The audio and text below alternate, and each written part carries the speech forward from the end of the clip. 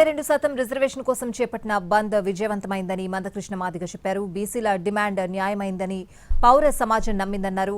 SC ఎస్టీలకు జనాభా ప్రకారం రిజర్వేషన్ అమలవుతోందన్నారు. ఈడబ్ల్యూఎస్కి రాని అడ్డంకులు బీసీలకు ఎందుకొస్తున్నాయని ప్రశ్నించారు. 42% రిజర్వేషన్ల అమలు కోసం బీసీ జాక్ ఇచ్చిన తెలంగాణ బంద్ పిలుపు శాంతియుతంగా సంపూర్ణంగా జయప్రదమవుతుంది.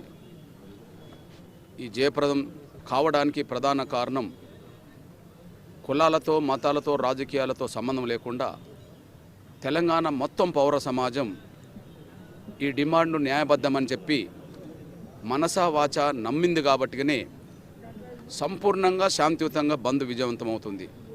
42% రిజర్వేషన్ల అంశం అనేది నా బలహీన వర్గాల ప్రజల డిమాండ్గా ఉంటే ఉండవచ్చునేమో, కానీ అది తెలంగాణ పౌర సమాజం అంగీకరిస్తున్న అంశంగా ఇవాళ బంద్ సంపూర్ణంగా జయప్రదం కావడమే దేశానికి ఒక సంకేతం పంపినట్టయింది.